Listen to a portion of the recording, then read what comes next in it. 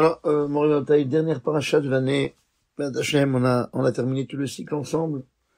Et on termine sur cette belle paracha, Bezot Averacha, Asher Berach Moshe, Isha Elokim, et Béni Israël, Lifnemoto. Voici la bénédiction que Moshe Rabbeinu, l'homme de Dieu, Isha Elokim, il a béni Ebné Israël, les enfants d'Israël, Lifnemoto, avant sa mort. Alors, Morin Taï, on a la bracha de Moshe Rabbeinu dans cette paracha. C'est cette paracha qu'on lit le jour de Simchat Torah. C'est pas comme d'habitude que tous les Shabbatot, c'est Shabbat qu'on les dit, et les parachiotes qu'on lit un jour de fête, c'est hors cycle. Là, ça se lit le jour de Simchat Torah, le dernier jour de Shmini Atzeret. En Israël, c'est le jour de Shmini Atzeret qui est donc un seul jour. Chez nous, c'est le deuxième jour des deuxièmes fêtes. Voilà.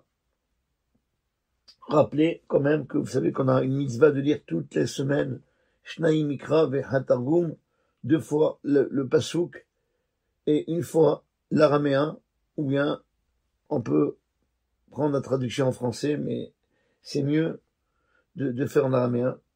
Et donc, comme cette paracha a eu le jour de Simchat Torah, n'oubliez pas de lire Shnai Mikra ve'Hatargum 2 fois la Torah pour ceux qui ont fait tout le cycle, et que ceux qui n'ont pas fait, je vous encourage à faire. On n'est pas obligé de lire tout le vendredi. C'est mieux de faire tout le vendredi, bien entendu.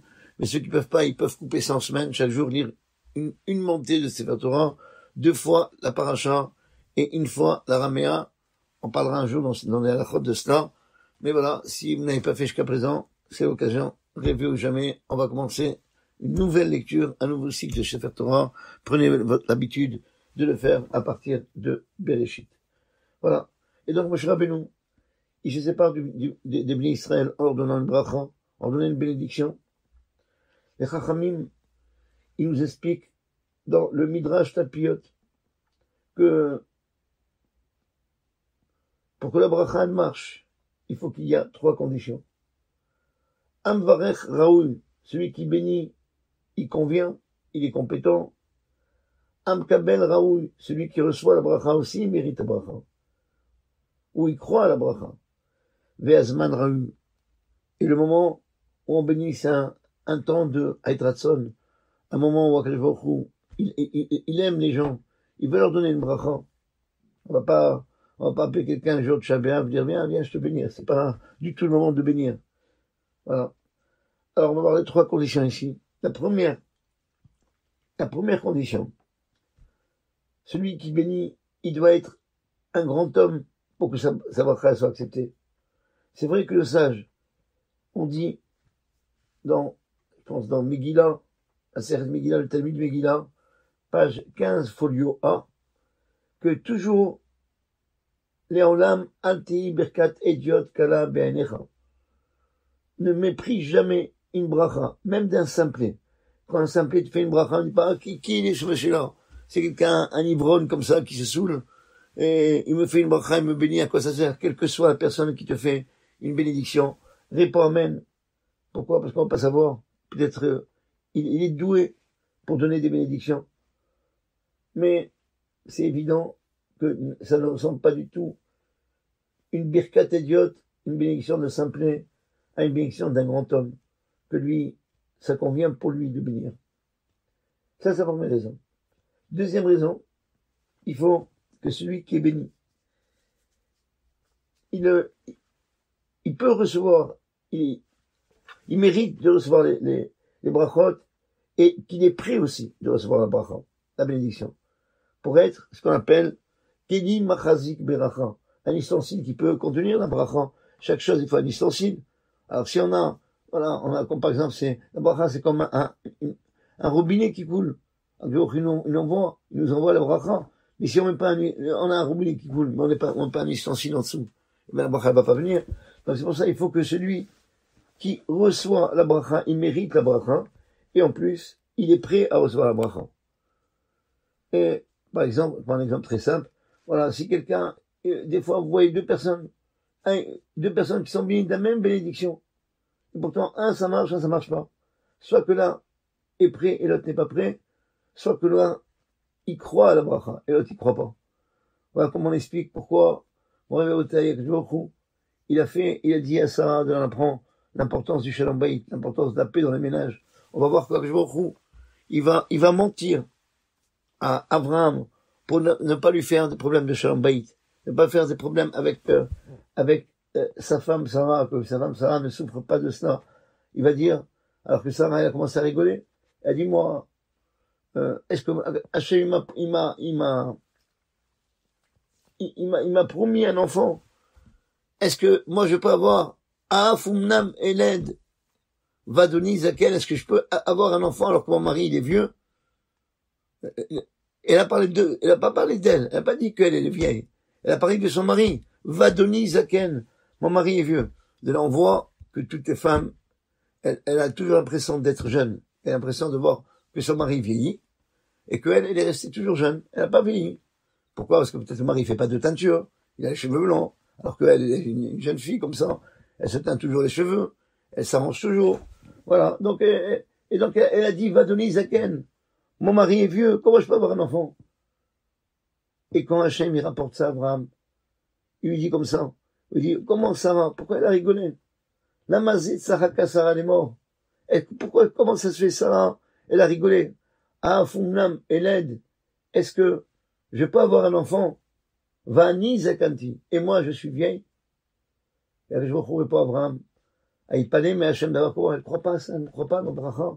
Est-ce qu'il y a quelque chose de prodigieux pour moi? Pour moi, le Nes, le miracle et le Tévan. Et la nature, c'est exactement pareil. Je suis capable de faire des miracles. Pour moi, un miracle, c'est comme le naturel. Il n'y a rien qui m'échappe. Je peux tout faire. Et voilà, moi, on a vu qu'Akadosh Baruch Hu, il n'a pas dit, il n'a pas rapporté exactement les mots qu'elle a dit, Sarah. Alors qu'on doit toujours rapporter, quand on rapporte une phrase, on doit toujours rapporter ce que l'autre, des fois, il vaut mieux ne pas rapporter. Mais quand on rapporte, il faut toujours rapporter la phrase telle qu'elle a été dite. Pas ajouter un mot, pas enlever un mot. Et là, quand je vois qu'il a changé complètement. Elle a dit, je peux pas avoir des enfants parce que Vadoni Zaken, mon mari est vieux. Elle a dit, Vani Zakanti. Et Dieu lui rapporte à Abraham que Sarah, Imenou, elle a dit, Vani Zakanti. Moi, je suis âgé. Et pourquoi il a changé?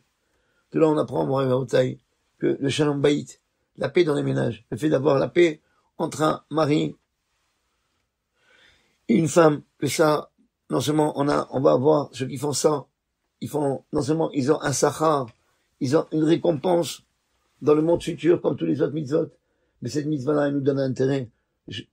Depuis le moment où on a fait le shalom entre un homme et une femme, entre un homme et son ami, eh bien, jusqu'au moment où on va quitter ce monde, toutes ces années-là, il faut attendre jusqu'à Olam Haba pour avoir le sachar, la récompense, eh bien, jusqu'à Olam Haba, c'est-à-dire jusqu'au moment où on quitte ce monde, Dieu nous donne un intérêt à cette mitzvah. Et ces intérêts de certaines mitzvot qu'on a, c'est ça qui nous fait vivre dans ce monde-là. C'est comme ça qu'on arrive à vivre dans ce monde. Parce que nous, on n'a pas ce monde-ci. Ce monde-ci appartient à Esav. Et comment on vit dans ce monde? C'est grâce à ces mitzvot-là qui produisent un intérêt.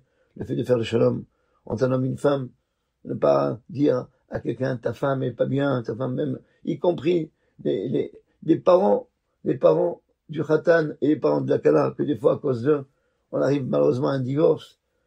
Pareil pour un ami. Essayer de faire la paix.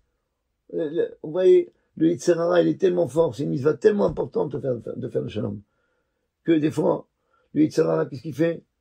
Eh bien, il fait en sorte de faire la guerre.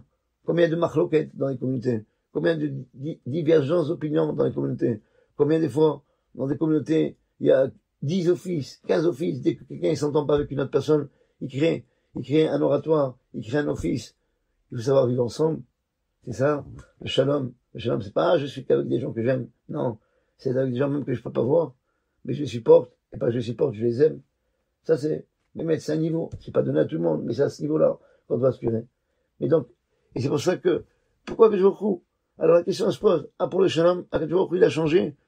Mais il aurait mieux fait de ne pas dire à Abraham du tout, ni va de Nizakel, ni va Nizakanti, rien pas rapporter s'il veut faire vraiment le shalom. Parce qu'Abraham, il va parler à sa femme, il va se disputer avec elle. Alors, qu'est-ce qu'il y a besoin de cette dispute? Même s'il a changé. Mais quand même, il va lui apporter une phrase qu'Abraham, ça va pas lui plaire. Pourquoi il la rapporte à Abraham? La raison, c'est parce que, il a rapporté à Abraham parce que, regardez, ça, un klal, un principe dans la bracha, qu'il faut croire à la bracha qu'on va nous faire. Si quelqu'un ne croit pas, bracha ne marche pas. La bénédiction.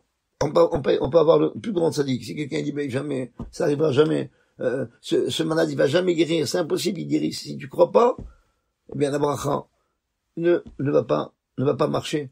Il faut croire à la bracha. Et Hachem, s'il a apporté Abraham, c'est pas pour rien. C'est pas pour faire une zizanie chez lui à la maison.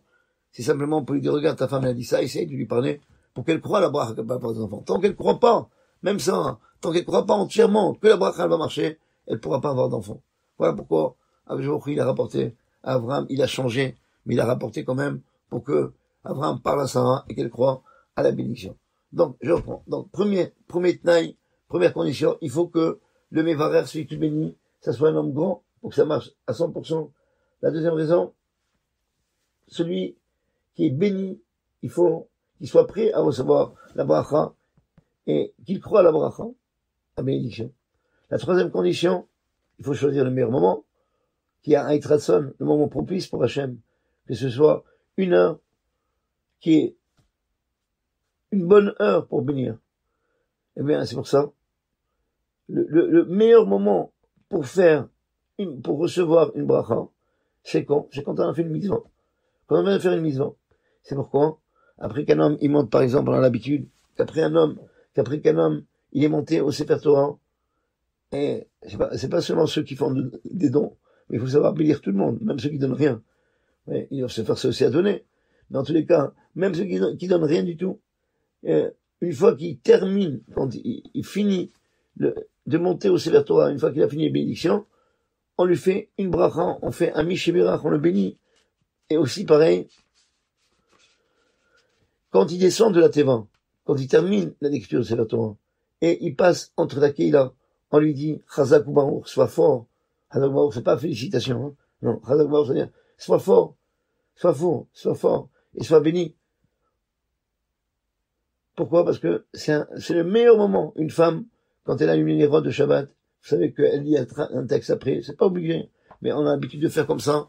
On fait le Iratson, elle bénit, elle demande qu'Akadosh Baruch Hu il bénit et protège toute sa famille. Pourquoi? Parce que pour une femme, Adlakat Nerot, c'est une mitzvah. Après une mitzvah, c'est le meilleur moment pour recevoir une bracha. Voilà, pour un homme, voilà, on est à la fin de l'année, on va commencer un nouveau cycle. Pour avoir toujours des brachot. Mais mettre les gens, ils comprennent pas l'importance. Pour avoir toujours des brachot, toujours des bénédictions. Il faut être toujours dans un moment de mitzvah. Et comment on peut être dans un moment de mitzvah? Toujours, on est à travail, on parle avec les gens, etc. Comment on peut être à n'importe quel moment dans une mitzvah? C'est quand on porte un talit katan. Quand un homme, il porte un talit katan, tous les moments, c'est un moment, il est en train de faire une mitzvah. Il est en train de, chaque 2 mètres qu'il fait, même si il marche pas, même si ça soit dans un bureau, il marche pas, moi je marche pas, non, le temps de faire 2 mètres, il a une bracha. Donc il est toujours, quand un homme il porte le talit katan, eh bien il est toujours bisman mitzvah, au moment d'une mitzvah, à ce moment-là il reçoit, il peut demander à Akadosh Baruch Hu des choses. Pour une femme, c'est pareil, il va créer du mitzvot, il a les deux, il a donné la mitzvah notre talit katan et la femme, sa mitzvah, elle, c'est de se couvrir les cheveux, de faire qu'il souille roche, de se couvrir les cheveux. Quand une femme, elle se couvre les cheveux, chaque minute, elle fait une volonté d'Hachem, elle se couvre les cheveux, elle garde sa beauté, la beauté qu'il a, non pas pour l'extérieur, mais pour son mari. La plupart des femmes, malheureusement, elles font l'inverse, elles se maquillent quand elles sont à l'extérieur, quand elles vont voir le patron, ses collègues, mais quand elles rentrent à la maison, halal, comme on dit chez nous. Voilà. Et c'est l'inverse, c'est là où elle doit être belle pour son mari. Voilà. Et donc, on voit que dans cette parashat 2, c'est ça le premier passage. On vient nous apprendre ce passage de Baracha, que là, il y avait les 3 conditions. Première chose, regardez. Vezot aberacha asher berach Moshe. Voici la bénédiction que Moshe a donnée. C'est-à-dire que Moshe Rabbeinu, c'est lui qui bénit. Il n'y a pas celui qui convient le plus à donner une bracha, celui qui est le plus pro pour donner une bracha, une bénédiction, que Moshe. Deuxième chose, la suite du verset, aide béné Israël, les enfants d'Israël. C'est qui sont bénis? C'est le clan d'Israël. C'est l'homme Israël. C'est le peuple d'Israël. Et il n'y a pas celui qui mérite plus une bracha que le béné Israël. C'est ce que je vous aime. C'est ce que je vous appelle. Bani matem Hashem Elokechem. Nous sommes les enfants de Dieu. Et après, donc, troisième condition. Nifne moto avant sa mort. Pourquoi? Parce que c'est un moment propice, au moment où la Neshama, elle va quitter ce monde. Enfin, pas pour n'importe qui, pour un tzaddik, la mort d'un tzaddik. Comme on voit par exemple, pour montrer une preuve, c'est quand il dit, Yitzhak Avinu à son fils Esav, va Seli Matamim, quand il veut lui bénir, il lui dit comme ça, fais-moi des choses que j'aime, Matamim, des choses bonnes. Ka'ashavti, comme j'aime. Ve'avi a dit, amène-moi, ve'ochala, je mange. Pour manger. Ba'avour tevarechecha nafshi, afin que mon âme te bénisse, beterem amut, avant de mourir. De là, on apprend que les enfants, quand ils sont bénis par leur père, avant de partir de ce monde, ou un rave qui bénit, ou un tzaddik qui bénit, eh ben, c'est le moment de Eit Ratzon. C'est un moment propice, au moment où cette Neshama, qui a tellement travaillé, qui a tellement œuvré pour ses enfants, pour l'éducation, pour les amener dans une école juive, pour leur apprendre l'importance des mitzvot, pour les encourager à faire les mitzvot depuis leur jeune âge. Ou bien, quelqu'un qui est un leader communautaire, que, au lieu de dire, moi je commande, c'est moi qui commande, et que toute sa force, aussi bien, je parle aussi bien des rabbins que des présidents, bon, prochain, au lieu de que toute sa force, elle soit mise pour des interdictions, en montrant qu'il est le chef. Ah, je ferme telle salle, et je ferme telle salle, et je ferme telle synagogue. C'est pas ça un président, c'est pas ça un rabbin. Un rabbin, un président, c'est celui qui doit ouvrir, pas fermer. Il doit pas montrer qu'il est lui le chef, parce que il ferme les portes. Parce qu'il ferme les portes, parce qu'il laisse pas les oranges rentrer. La force d'un chef, c'est de dire à chacun qui rentre dans la communauté, un rave de communauté, c'est pas celui que, comme il m'a dit une fois, Rav Yosef, quand j'ai demandé une bracha, il m'a dit, qu'est-ce que tu fais dans la vie? Moi, j'ai dit, je suis rave d'une keïla. Je suis un rabbin d'une communauté. Alors, il m'a dit, Ata rav, lechulam, est-ce que toi, qui es un rabbin pour tout le monde, lechulam, ou bien, o ata rav, aim kulam, ou bien, rav, ça veut dire, rav, un rabbin. Mais rav, ça veut dire celui qui se bagarre, parce qu'un rabbin, il doit se bagarrer. Un rabbin qui se bagarre, c'est pas un bon rabbin. S'il fait des sourires à tout le monde, c'est pas, il faut savoir que le rabbin, c'est pas une association de sourires. Des rabbins, il doit, comme il m'a dit, le rabbin Naori, il m'a dit, moi, une phrase qui est tellement importante que vous devez l'avoir dans votre tête. Il dit, le rôle d'un rabbin, c'est pas de plaire. C'est pas de plaire. C'est de dire la vérité. Et s'il plaît, tant mieux. Et c'est pas aujourd'hui, tout le monde fait des sourires. Mais c'est le plus important. Il doit dire le Hémet, il doit dire la halakha. S'il plaît, tant mieux. Voilà. Et Rav Bodassé m'a dit, est-ce que toi, tu es Rav les Choulam? Est-ce que tu es le rabbin de tout le monde? Tu fais attention à tout le monde? Tu accueilles tout le monde chez toi, à Snaok chez toi? Ou bien à ta Rav?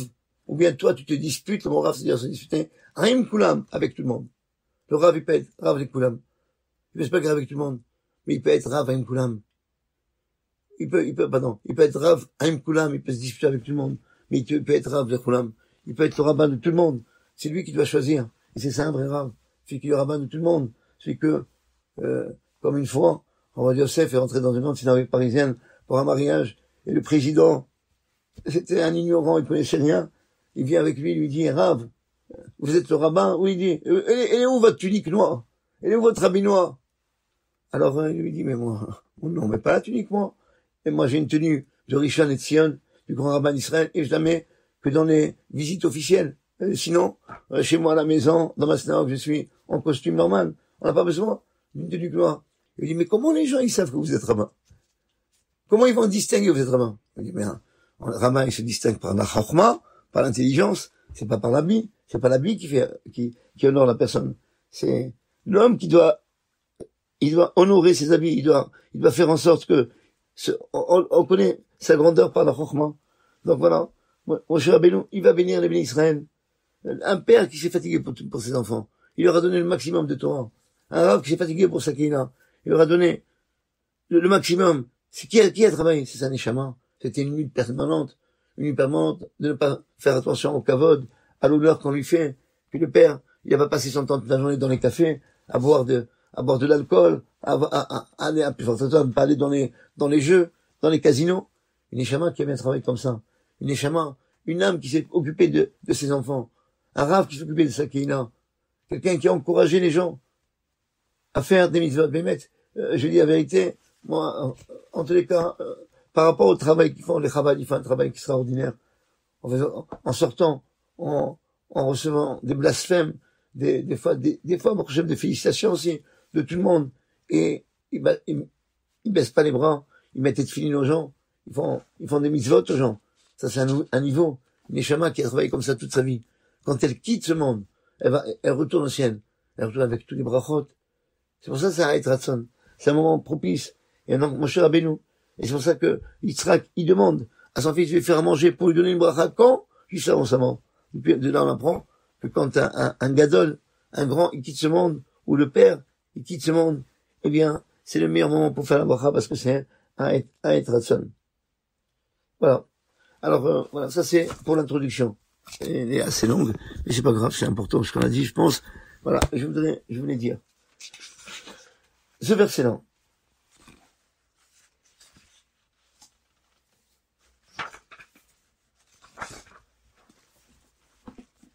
Non.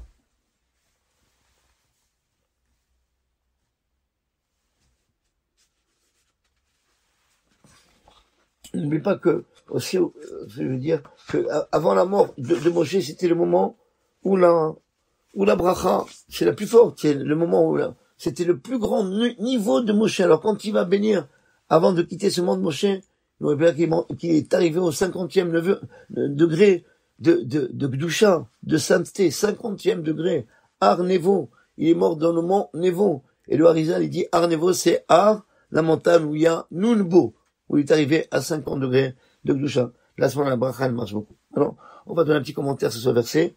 Le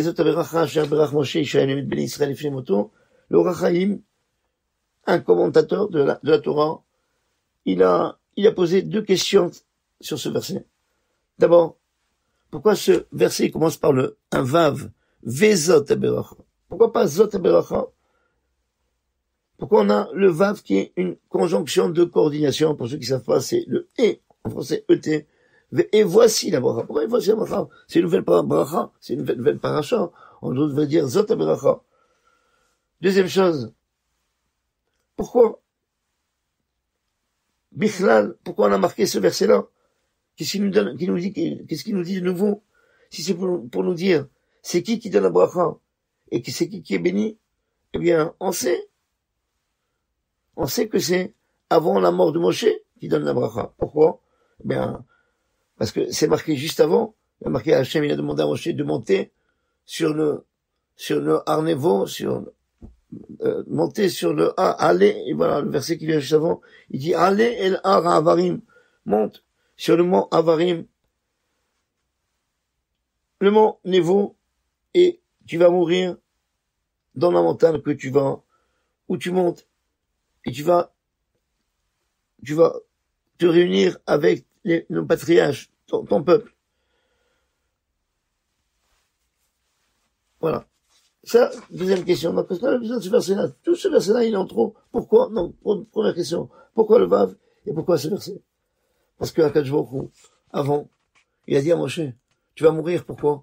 Il a marqué juste avant. Pourquoi tu peux pas rentrer en Israël? Ah, la chair Maltembi, parce que vous avez fait une faute avec les Israël. Dans l'histoire, au lieu de parler au rocher, vous avez frappé le rocher. Vous n'avez pas fait Kiddush Hashem. Moi, je vous demande de parler. C'est un plus grand Kiddush Hashem, c'est une plus grande sanctification du nom de Dieu. De parler à un rocher. Même en parlant, on peut donner de l'eau. Il donne de l'eau. C'est pas pareil qu'en frappant. Mon cher Rabbeinu, ça veut dire qu'il a été puni très durement sur la faute de Mémériva, de cette eau. Et on ne doit pas donner l'autorisation de rentrer en Eretz Israël. Alors que il a travaillé tellement durement pour changer le peuple, pour leur changer, non seulement pour leur apprendre la Torah, mais c'est pas le plus dur, pour leur changer tous les traits de caractère qu'ils ont, pour leur mettre toutes les qualités. Un peuple qui était serviteur, qui était sauvage, il leur a donné la Hirat Hashem, la crainte de Dieu, aimer faire du chesed, et tous les midot, tous les traits de caractère. Durant combien d'années? 40 ans, il a travaillé sur le clan d'Israël. Et pourquoi? Et pourquoi il a eu cette punition? Il a marqué, si vous voyez l'histoire du rocher, il a marqué, parce que les biens israéliens se sont disputés avec Moshe. Vayar et Varam Moshe. Le peuple, il s'est disputé avec Moshe. Alors, Moshe, normalement, si c'était un homme naturel, un homme normal, il aurait dû s'énerver contre le clan d'Israël. Parce qu'à cause d'eux, on leur a donné la punition la plus forte. Et maintenant, il va mourir. Il va pas entrer en Israël parce que eux, ils l'ont énervé. Eh bien, il aurait dû se mettre en colère contre eux. Les maudire, mais presque. Eh bien, la Torah, elle vient nous dire, Vezot Averacha. Non seulement, et c'est pour ça que vous comprenez pourquoi il y a le Vav, pour dire c'est à la suite. Non seulement lui, il s'est pas énervé contre eux, alors que c'est à cause d'eux. Il aurait dû dire, vous rentrez pas en Israël, c'est bien fait pour vous. Non, il va pas dire ça. Qu'est-ce qu'il va faire Moshe par rapport, même s'il a dit, à tel jour, il appuie chaque fois.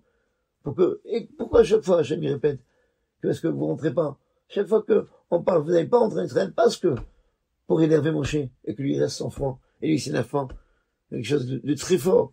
Eh bien, qu'est-ce qu'il a fait Moshe?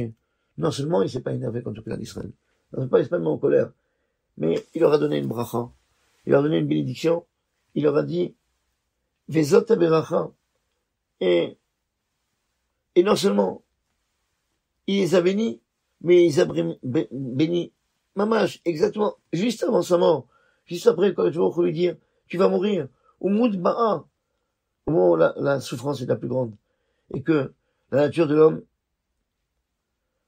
c'est de détester celui qui lui a fait cette peine, celui qui lui a fait ce problème-là. Mais Moshe Rabbeinu, il a béni Israël avant sa mort. Et pour la Torah, chez nous, ce verset, c'est parce que elle voit toutes les choses qu'on peut faire, toutes les mitzvot qu'on peut faire. Et alors que je vois qu'il n'y a rien qui lui passe. Eh bien, la Torah, elle nous donne tous ces versets pour faire des éloges à Moshe, que il est tellement fort, il est tellement grand, qu'il va aimer les bénis Israël. Voilà mon remontée, c'est la dernière paracha.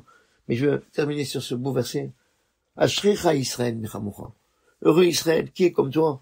C'est la phrase que Moshe Rabbeinu il donne dans cette paracha, dans le chapitre 33, verset 29. Am nosham b'Hashem, un homme qui est sauvé par Hachem. Magena Ezrecha, c'est lui, notre bouclier. Et le Chavetz Chaim, dans son livre Shem Olam,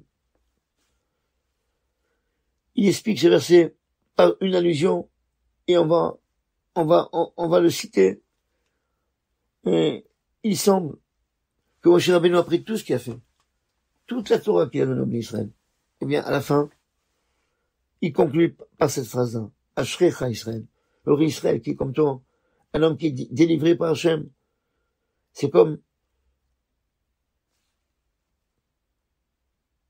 un chef de guerre. Au moment où il voit que la guerre, elle est difficile,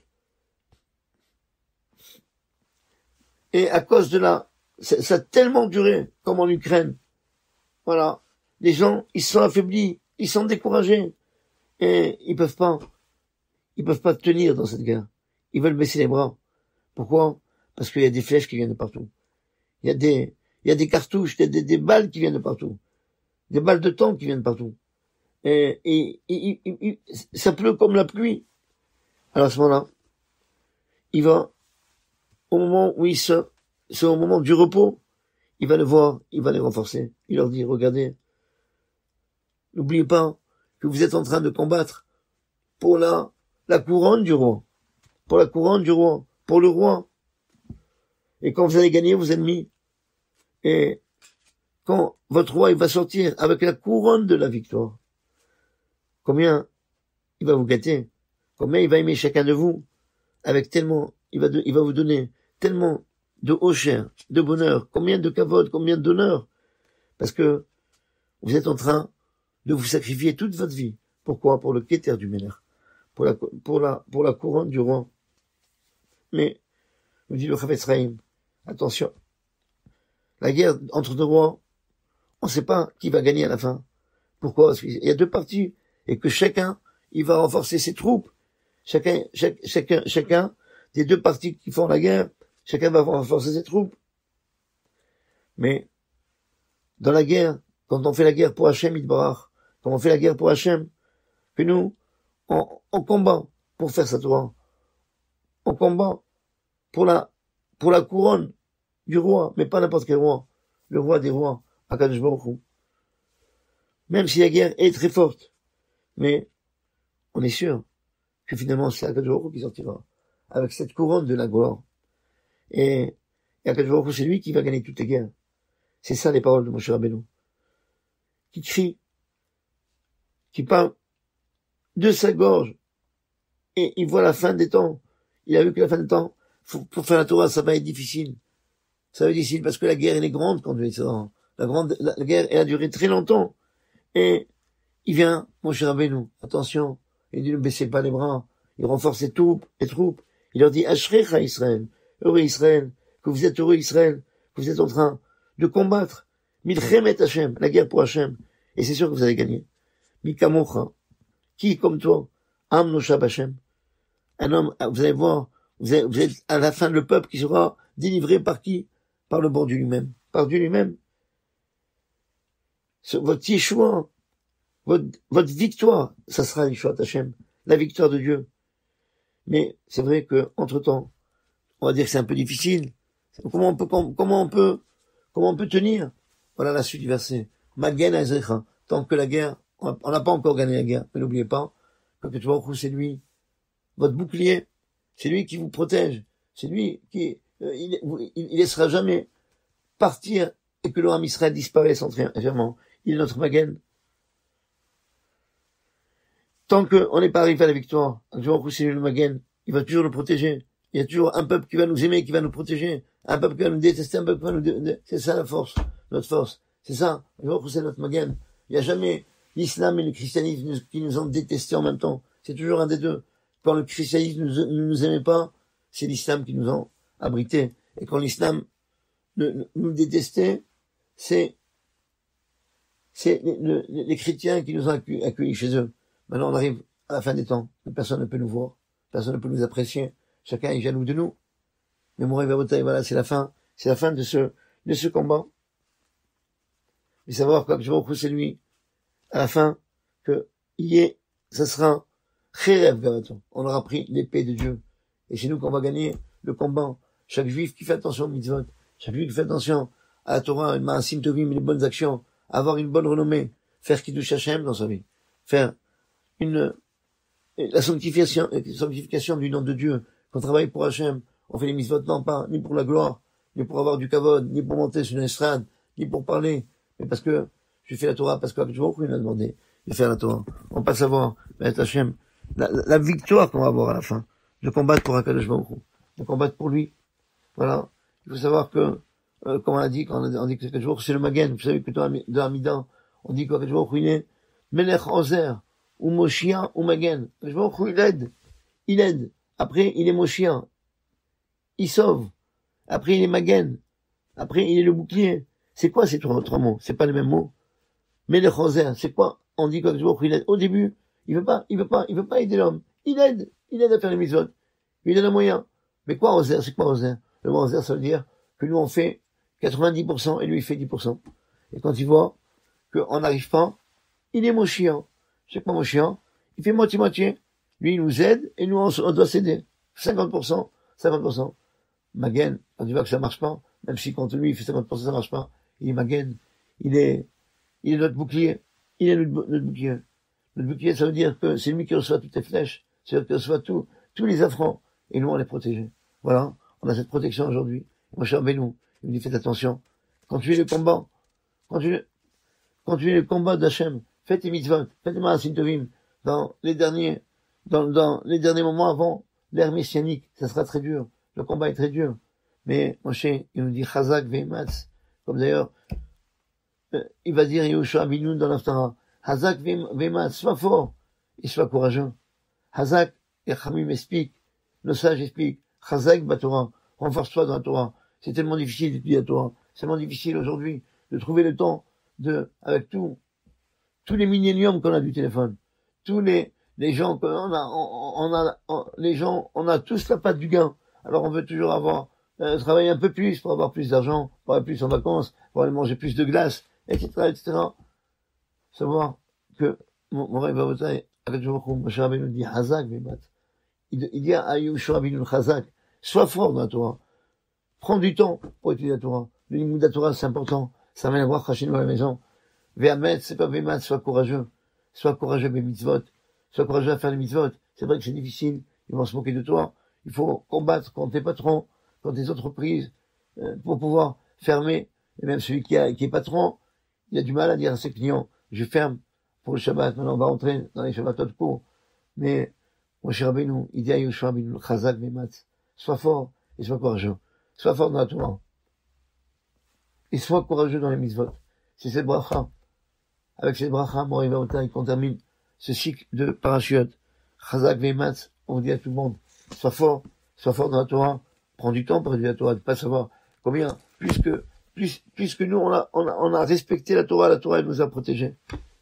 Et sois fort dans les mitzvot, numéro de personnes, prends ton temps pour faire une bonne fila, prends ton temps pour faire des bonnes mitzvot, apprendre d'abord les lois, va voir le Shulchan Aruch, apprendre tes halachot, comment un homme il doit se comporter, suivant la Torah, dans tous les domaines. Et aussi, sois fort, et sois Hazak Vemas, c'est ce que je vous souhaite aujourd'hui, à la veille de ce Shabbat, à la veille de Simchat Torah, à la veille de la fin de ce cycle, et le début d'un nouveau cycle. Hazak Vemas, Alta Aros, Ve'atehat Mipnehem. Soyez forts, soyez courageux pour faire la Torah. Pas soyez. On va dire soyons forts. Soyons forts et courageux pour faire la Torah. Et n'aie peur, ne tremble de personne. Qui est Mecha Hashem Elokecha. Parce que Akadosh Baruch Hu est avec toi. Bechol Hachateler, là où tu iras. Amen. Kini Ratzon. Shabbat Shalom.